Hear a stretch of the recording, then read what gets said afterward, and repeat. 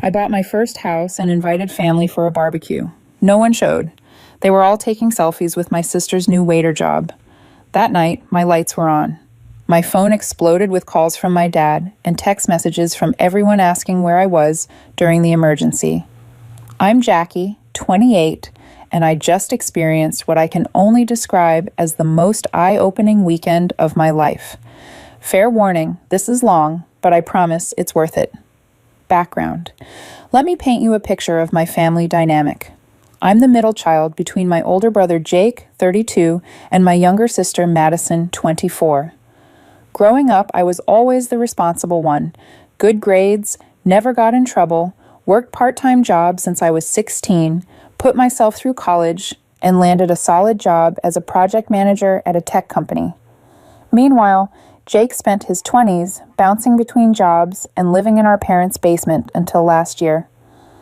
And Madison, well, Madison has always been the golden child. Don't get me wrong, I love my sister, but she's one of those people who seems to coast through life on charm and looks. She dropped out of college twice, has never held a job for more than 6 months, and somehow always lands on her feet with family help. My parents, Dad, Robert, and Mom, Linda, have always made excuses for her. Madison just needs to find herself, or she's going through a rough patch. Meanwhile, every achievement I made was met with lukewarm congratulations and immediate pivots to whatever crisis Madison was currently navigating. The house. 3 months ago, I closed on my first house. It's nothing fancy, a modest 3-bedroom ranch in a decent neighborhood about 40 minutes from where I grew up, but it's mine. I saved for the down payment for 4 years, living in a tiny studio apartment and eating ramen more nights than I care to admit. When I got the keys, I literally cried in the driveway. I called my family immediately. Dad's reaction was, "That's great, honey." "Hey, did you know Madison got accepted to that bartending course?" Mom chimed in with, "Oh, that's nice beer. Make sure you get good insurance." Jake at least seemed genuinely happy for me, but the call lasted maybe 5 minutes before it shifted to Madison's latest drama with her on-again, off-again boyfriend, Tyler. I decided to let it slide. This was my moment, and I wasn't going to let their lukewarm response ruin it. The invitation, 2 weeks ago, I decided to host a housewarming barbecue. I spent hours planning it, made a grocery list, looked up recipes, even bought one of those fancy grills from Home Depot, my first major purchase for the house, and I was so proud. I wanted to show off my new place and celebrate this milestone with the people who matter most to me. I sent out a group text to my immediate family, plus a few close friends. Housewarming barbecue at my new place. Saturday, 2 p.m. Can't wait to show you guys around and celebrate together. Let me know if you can make it. The responses trickled in throughout the week. My friends Emma and Josh confirmed immediately. My coworker Melissa said she'd try to make it. Jake said he'd be there. Mom responded with, "We'll see." And Dad just hearted the message. Madison never responded at all. Friday night, I texted again. "Hey everyone, just confirming for tomorrow. Barbecue starts at 2 p.m. I'm so excited to see you all." Jake, "Yep, see you there." Mom, probably running late, but we'll try. Dad, thumbs up emoji. Madison, nothing. I should have known something was up. Saturday morning, I woke up at 7:00 a.m., buzzing with excitement. I cleaned the house top to bottom, even though it was already pretty clean, set up folding chairs in the backyard, prepped all the food, and decorated with some simple string lights I'd found on clearance. By 1:00 p.m., everything was perfect. The grill was preheated, potato salad was chilled, and I'd even made my grandmother's famous chocolate chip cookies from scratch. At 1:30, I texted the group, "Everything's ready. Can't wait to see you all soon." No responses. The no-show, 2 p.m., came and went. Then 2:30. At 3 p.m., Emma and Josh showed up, and bless them, they made a huge fuss over the house and kept the energy up. Melissa arrived around 3:30, but no family. "I'm sure they're just running late," Emma said, but I could see the pity in her eyes. By 4:00 p.m., I was worried something had happened. I called Jake first. "Oh, hey, Jackie," he answered, and I could hear loud background noise. "What's up?" "What do you mean, what's up?" "The barbecue. You said you'd be here."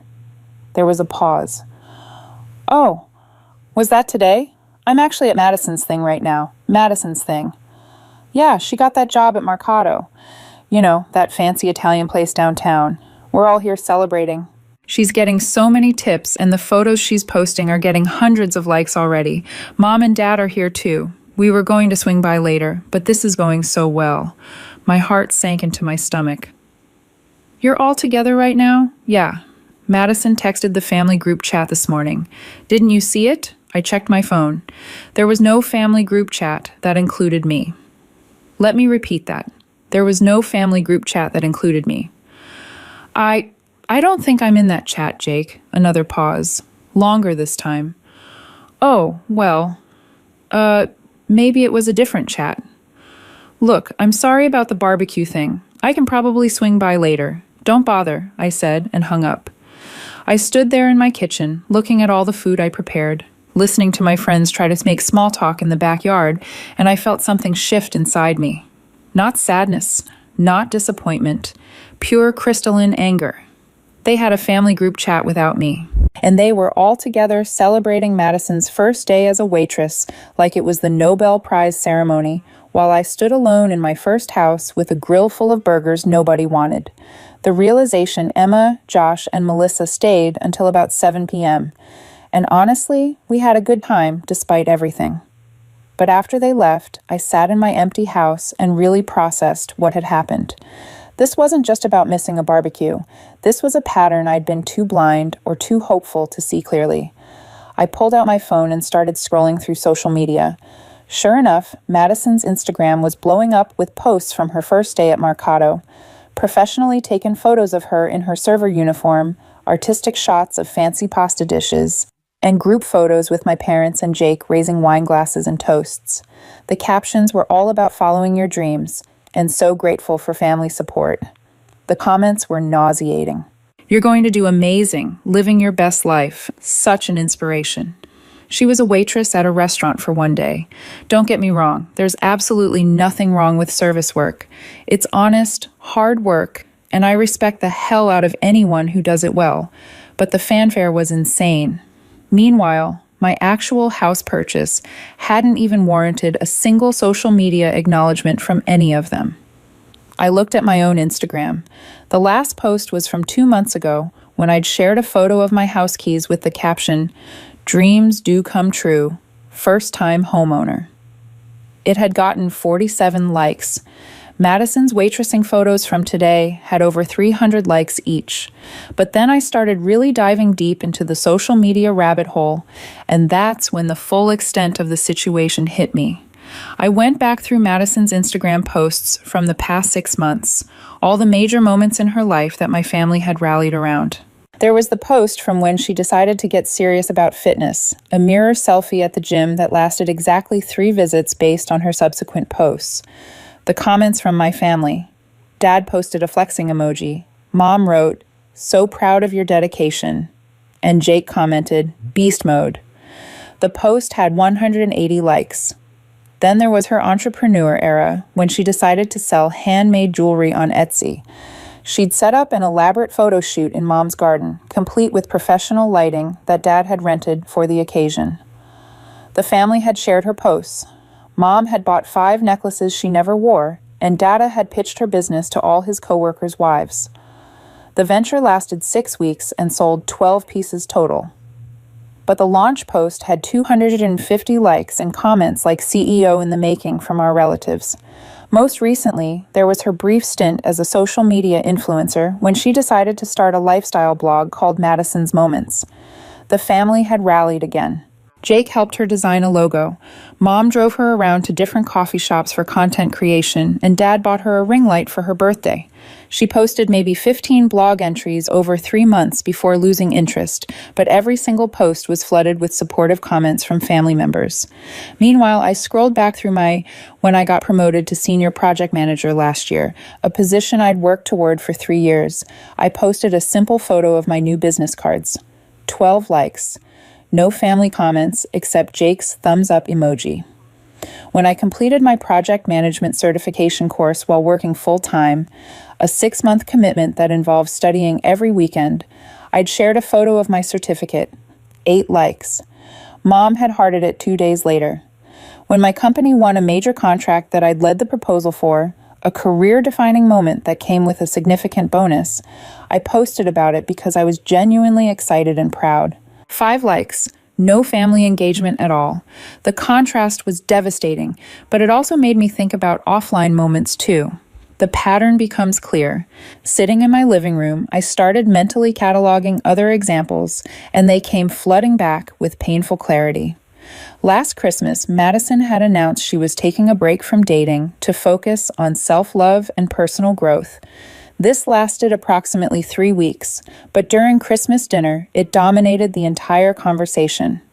She talked about her new meditation app, her plan to travel solo, which never happened, and her decision to declutter her life. She ended up buying more stuff. Everyone hung on every word like she was delivering a TED Talk on enlightenment. At the same dinner, I'd mentioned that I was looking at houses and had been pre-approved for a mortgage, something I'd worked toward for years. The response was basically, "That's nice, honey. Madison, tell us more about that yoga retreat you're planning." Or my college graduation. I was the first person in my family to graduate magna cum laude, and I'd worked 2 jobs throughout school to pay for it myself. The graduation dinner conversation somehow turned into a 2-hour discussion about whether Madison should transfer schools again because she wasn't feeling inspired by her current major. She changed majors 4 times and had been in school for 6 years at that point. But somehow her educational journey was more interesting than my actual achievement. Even smaller moments stung when I really thought about them. Last summer, I'd learned to tile and completely renovated my apartment bathroom myself, watched YouTube videos, bought all the tools, spent 3 weekends covered in grout and determination. I was so proud of the result that I shared photos in our family text chain. Jake said, "Cool." And that was it. But when Madison painted her bedroom wall with chalkboard paint, a 2-hour project that Dad helped her with, it was treated like she'd painted the Sistine Chapel. Mom posted Facebook photos of the transformation and called it Madison's creative vision coming to life.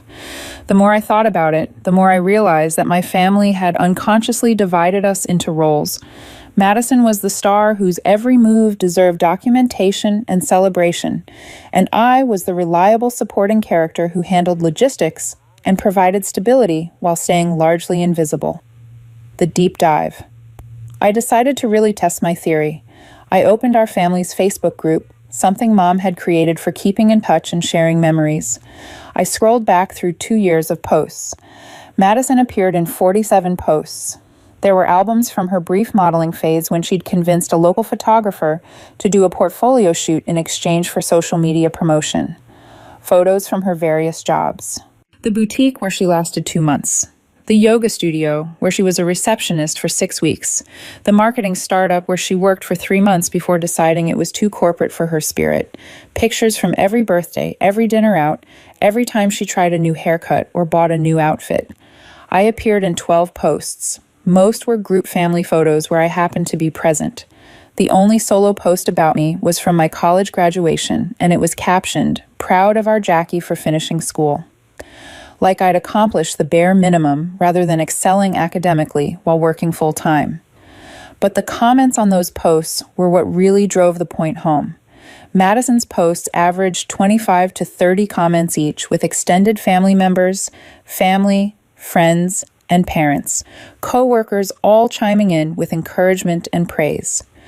My posts averaged 8 to 10 comments, mostly from immediate family, and usually pretty generic. When Madison posted about starting her Etsy shop, Aunt Carol commented, "I am so inspired by your creativity and entrepreneurial spirit. Can't wait to see where this journey takes you." When I posted about my promotion, Aunt Carol liked it. That's it. The friend comparison. This deep dive made me think about how my friends' families operated, and the contrast was stark. Emma's family celebrated everything equally among the siblings. When her brother got a new job, they had a family dinner. When Emma got accepted to graduate school, they had a family dinner. When her sister got engaged, they had a family dinner. Same energy, same celebration level, same social media fanfare. Josh grew up in a family where achievements were measured by effort and personal growth, not just outcome. His parents celebrated his sister's completion of rehab with the same enthusiasm they showed for his own law school graduation. They understood that different people have different challenges and different victories. Melissa's family had a tradition where each person got to choose how they wanted to celebrate their good news. Some preferred quiet family dinners, others wanted big parties, some just wanted a nice phone call. But everyone got to choose, and everyone's choice was respected.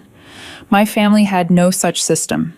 Madison got celebrations whether she wanted them or not, and she always wanted them. I got polite acknowledgement whether I wanted more or not, and I always wanted more. The money trail. And then there was the financial aspect, which I'd never really tallied up before. Madison's car, a lease that Dad co-signed for and Mom helps pay when Madison is between jobs, costs $400 a month. I've had the same reliable used Honda for 7 years, which I bought myself after saving for months. Madison's apartment in the trendy part of town. Mom and Dad cover her rent temporarily whenever she's unemployed, which is frequently. The apartment costs $1,200 a month. I live in a studio apartment for 4 years to save money for my house down payment. Madison's credit cards. Dad has bailed her out of credit card debt 3 times in the past 5 years, to the tune of thousands of dollars each time. I've never carried a credit card balance because I was taught to live within my means, ironically, by the same parents who kept rescuing Madison from the consequences of not living within hers. Madison's various business ventures, the Etsy shop startup costs, the blog equipment, the gym membership she needed for her fitness journey, the art supplies for her brief painting phase, all funded by family members who wanted to support her dreams. When I wanted to take a project management course to advance my career, I saved up and paid the $800 fee myself. I'd never added it all up before, but I estimated that my parents had spent at least $15,000 on Madison's various pursuits and bailouts over the past 2 years. In that same period, they'd spent maybe $200 on me, a birthday dinner, and a Christmas gift. The emotional labor inventory, but it wasn't just money. I started thinking about emotional labor, all the invisible work of maintaining family relationships and managing other people's feelings and problems. Who did Madison call when she got fired from the boutique? Me, who listened to her cry for 2 hours about how her boss was threatened by her potential? Me, who helped her write a resume that made her spotty work history sound impressive? Me, who did Jake call when he was stressed about finding a new apartment? Me, who spent 3 weekends driving around looking at places with him and helping him navigate lease applications. Me, who co-signed his lease because his credit wasn't great. Not me. That was Dad. But who did the actual work of apartment hunting? Me, who managed the family calendar, remembering birthdays and anniversaries and making sure everyone knew about family gatherings. Me, who organized the family Secret Santa every year, collecting wish lists and making sure gifts were appropriate and within budget. Me, who planned Mom's surprise 55th birthday party, handling everything from venue booking to coordinating with relatives. Me, who did everyone call when they needed someone to listen, to problem solve, to research solutions, to provide practical help. Me, who called me when they had good news to share, exciting updates, or just wanted to chat. Almost never anyone. I was the family's emotional labor provider, but not the family's emotional labor recipient. The breaking point crystallizes.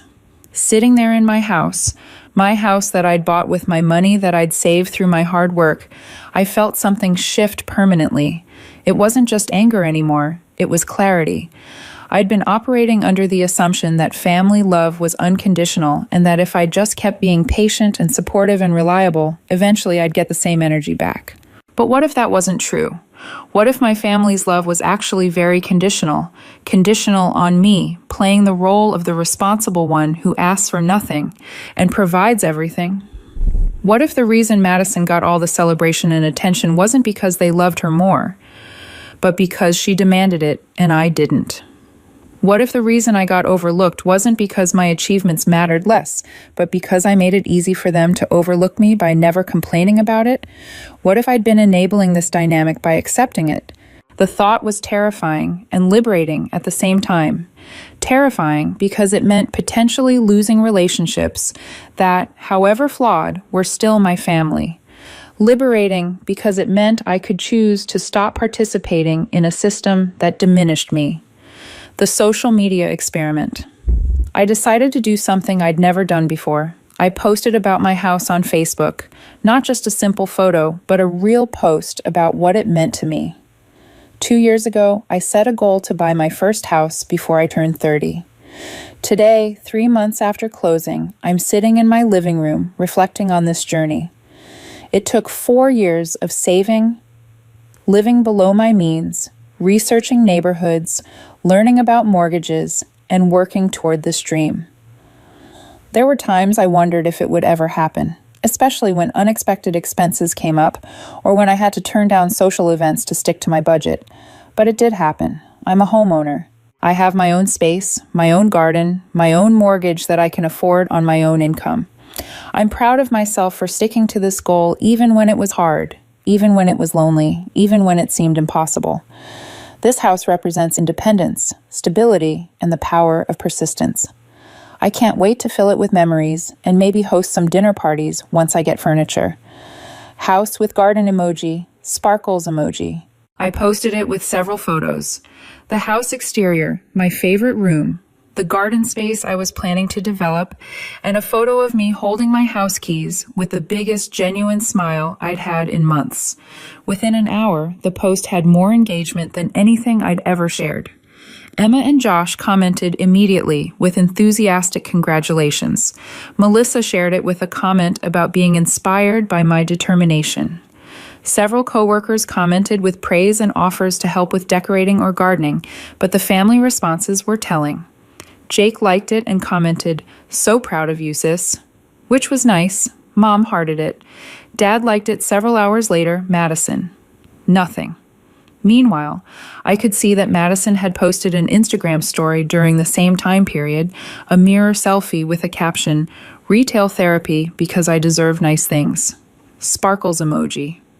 And both Mom and Dad had responded to that story with enthusiastic emojis and comments. The contrast was so stark it was almost funny. Almost. The conversation with myself. That night, I sat in my backyard with a glass of wine and had a long, honest conversation with myself about what I actually wanted. Did I want my family to change? Yes, but I was starting to realize that might not be possible. Patterns this entrenched don't usually shift without major catalysts, and even then, change is hard. Did I want to keep participating in family events where I felt invisible and unappreciated? No, definitely not. Did I want to keep being the family problem solver and emotional labor provider without getting anything back? No. Did I want to cut my family off entirely? I wasn't sure. The idea of losing them completely was scary, even if the current relationship was unsatisfying. What I wanted, I realized, was respect. I wanted my achievements to matter. I wanted my feelings to be considered. I wanted to be included in family communications and decisions. I wanted my time and energy to be valued, not just assumed. And if I couldn't have those things, I wanted to at least stop giving my time and energy to people who didn't value them. It was a simple realization, but it felt revolutionary. Sunday morning, I woke up Sunday still angry, but with a weird sense of clarity. I decided to do something I'd never done before. I made plans that didn't include my family or consider their schedule. I called Emma. "Want to go furniture shopping? I need to furnish this place properly." We spent the day at various stores and I bought a beautiful dining room set, a new couch, some artwork, and plants. It felt good to make decisions without worrying about what anyone else would think or whether it would inconvenience anyone else's plans. Around 6 o'clock p.m., as Emma and I were setting up my new furniture, my phone started ringing. Dad's name flashed on the screen. I let it go to voicemail. Then it rang again and again. Then the text started coming in. "Dad, Jackie, call me back urgently. Mom, where are you? We need you here now, Jake. Jackie, this is serious. Call Dad immediately." Madison, "Jackie, where are you? This is an emergency." And then the kicker, a text from an unknown number. "Hi, this is David, Madison's manager at Mercado. Your family is asking me to contact you. There's been a situation and they need you here right away. Please come to the restaurant." I stared at my phone like it had grown tentacles. The emergency. Emma looked at me with wide eyes. What is it? I showed her the messages. I honestly have no idea. My phone rang again, Dad. This time I answered, Jackie, thank God. You need to get to Mercado right now. Madison's in trouble. What kind of trouble? Is she hurt? There was an incident with a customer. She might lose her job. We need you here to help smooth things over. The audacity was breathtaking. Dad, let me get this straight. Yesterday, you all skipped my housewarming barbecue, the first major celebration I've ever hosted, to go take Instagram photos at Madison's first day of work. None of you even bothered to cancel or let me know. And now you want me to drive 40 minutes to clean up whatever mess she made. Jackie, this isn't the time. No, Dad. Let me finish. There's apparently a family group chat that I'm not included in. I spent yesterday alone in my new house with a yard full of food and no family, while you guys were playing paparazzi for Madison's server job. And now you want me to drop everything to fix her problems? Silence on the other end. Are you coming or not? I looked around my living room. Emma was pretending to arrange throw pillows while obviously listening. My new furniture looked perfect. My house was quiet and peaceful. I felt more content than I had in years. No, I said. I'm not coming, Dad. I hung up. The aftermath. The calls and texts continued for the next hour. I didn't answer any of them. Emma and I ordered Chinese food and watched Netflix on my new couch. Around 10 p.m., the messages stopped. Monday morning, I got a single text from Mom. Madison lost her job. Hope you're happy. I screenshot it and sent it to Emma with the caption, The audacity of this family never ceases to amaze me. But here's where it gets interesting. Tuesday, the plot thickens. Tuesday afternoon, I was working from home when my doorbell rang. It was Jake, looking sheepish and holding a coffee tray from Starbucks. Peace offering, he said. I let him in, mostly because I was curious about what spin he was going to put on this whole situation. We sat in my living room, and he looked around with what seemed like genuine admiration. Jackie, this place is really nice. I'm sorry I missed the barbecue. Thanks. Look, I need to tell you something about Sunday night. I waited. Madison didn't lose her job because of some customer complaint. No. Jake rubbed his forehead. She was taking selfies during her shift, like constantly, and she was having us pose with her for photos while she was supposed to be working. The manager asked her to stop multiple times, and she got defensive and said we were supporting her dreams and that he was being unprofessional by embarrassing her in front of her family. I sipped my coffee and said nothing. Then she posted a story on Instagram calling the manager a dream crusher and tagging the restaurant. She didn't realize he could see it. He fired her on the spot, and the emergency call to me was, Dad thought if you came down and talked to the manager, you could convince him to give her another chance. You know, professional to professional. I laughed. Actually laughed out loud. So, let me make sure I understand this completely. Madison spent her first day of work treating the restaurant like her personal photo studio instead of actually working. When her boss told her to stop, she threw a tantrum and then publicly trash-talked him and the business online. And Dad thought I should drive down there and convince this man to rehire her. Jake nodded miserably. Pretty much. And none of you saw any problem with this plan. Well, when you put it like that. Wednesday, the family meeting. Wednesday evening, Mom called. Not Dad, not Madison. Mom, we're having a family dinner Sunday. Dad's grilling. Can you come? The casual tone was almost insulting, like nothing had happened. I don't think so. Jackie, we need to talk about what happened as a family. What happened is that you all excluded me from a family event to celebrate Madison's job, which she then lost after one day because she couldn't stop taking selfies. And then you expected me to drop everything to fix her mess. What exactly do we need to discuss? You're being dramatic. Those 3 words broke something in me. I'm being dramatic. Mom, I bought a house. A house. I saved for 4 years and achieved a major life milestone, and I wanted to celebrate it with my family. Instead, you all went to take Instagram photos and didn't even bother to cancel. And I'm being dramatic. Madison's going through a tough time. Madison is 24 years old. She's not going through a tough time. She's facing consequences for her actions for maybe the first time in her life. And instead of letting her learn from this, you want me to enable it by cleaning up her messes. There was a long pause. So, you're not coming to dinner? Not unless some things change. What things? I thought about it. I want an apology from all of you, a real one. I want acknowledgement that missing my housewarming barbecue was wrong and hurtful, and I want to be included in family communications going forward. Jackie, those are my terms. Take them or leave them. She hung up. Thursday. The text. Thursday morning. I woke up to a text from Madison. A long one. Jackie, I know you're mad. I get it, but you don't understand how hard this is for me. I really thought this job was going to be different, and now everyone is calling me a failure and saying I can't do anything right. I needed my family there to support me. And yes, maybe I took too many pictures, but I was excited and wanted to share it with everyone. You've always been the successful one, so you don't know what it's like to feel like nothing you do matters. I'm sorry you're upset about your barbecue, but I didn't know it was such a big deal to you, and Mom and Dad said we could stop by later anyway. Can't you just forgive me and help me figure out what to do next?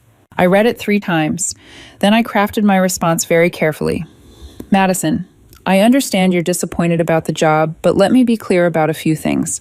First, I wasn't mad that you took photos. I was hurt that you and the entire family skipped my housewarming barbecue without even canceling or letting me know.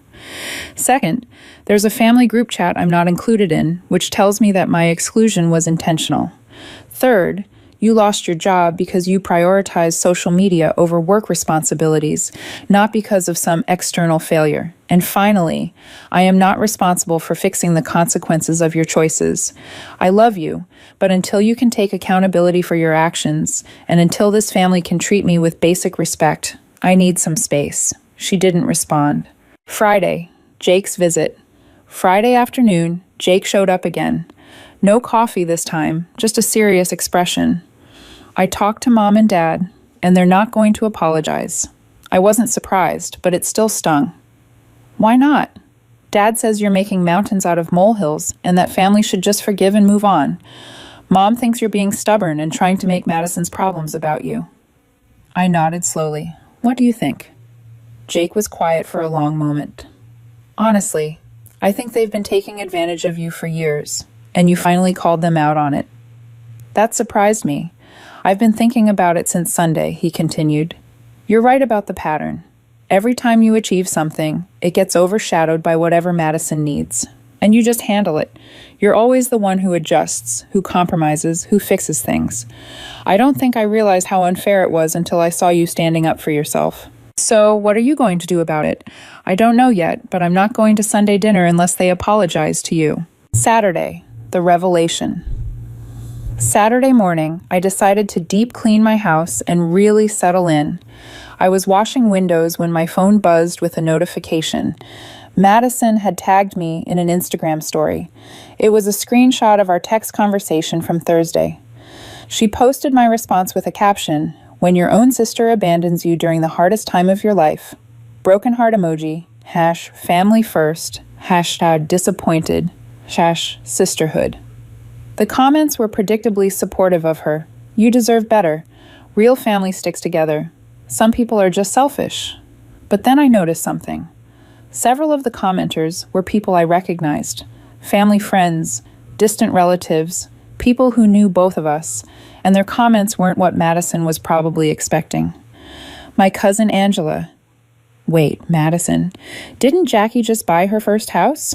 Maybe there's more to this story. Family friend, Mrs. Peterson. I remember when Jackie graduated college and started that good job. You're lucky to have such a responsible sister. And then the kicker from my high school friend who knew the whole family. Didn't Jackie invite everyone to a barbecue that everyone skipped? I saw the posts. This seems like there might be 2 sides here. Within an hour, Madison had deleted the story. Sunday, the dinner. Sunday came and went. I spent it meal prepping, reading on my back porch, and video chatting with Emma about her new relationship. Around 7 p.m., Jake texted me. Family dinner was awkward. I didn't go. Neither did Madison, actually. Just Mom and Dad. They kept asking where everyone was. That evening, Dad called me. Jackie, we need to talk. I'm listening. This has gone too far. The family is falling apart. The family fell apart when you decided I wasn't worth including or respecting. That's not... Look, maybe we made some mistakes, but you're being unreasonable. Madison made one error in judgment, and you're holding it against all of us.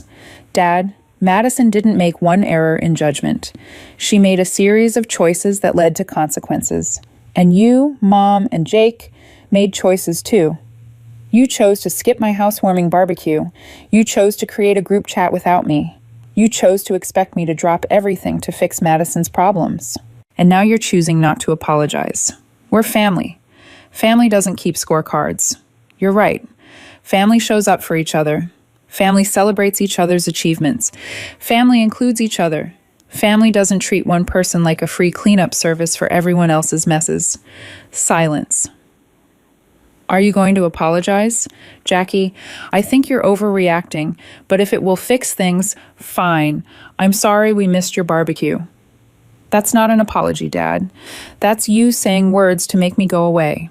What do you want me to say? I want you to understand what you did wrong and actually feel bad about it. Jackie, I don't know how to do this. And in that moment, I realized something. He really didn't know. My family had operated under this dysfunction for so long that they genuinely didn't understand what they'd done wrong. In their minds, Madison's needs always came first, and everyone else just adjusted around that. It wasn't malicious. It was just the system they'd created. But understanding it didn't mean I had to accept it. Monday, the decision. Monday morning, I made a decision. I texted the family group chat that Jake had finally added me to. I love you all, but I need to step back from family events and obligations until some things change. I'm not trying to punish anyone or create drama. I'm just protecting my own well-being.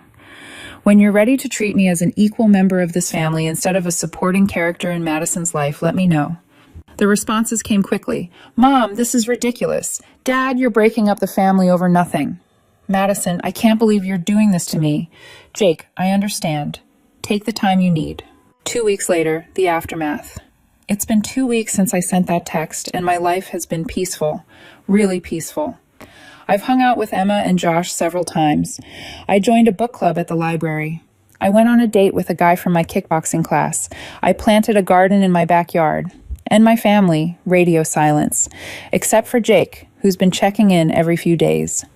Apparently, Madison got a new job at a coffee shop and lasted 3 days before quitting because they didn't appreciate her aesthetic vision.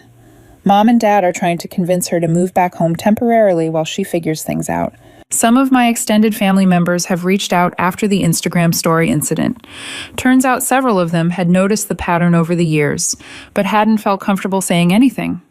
My cousin Angela even apologized for not speaking up sooner.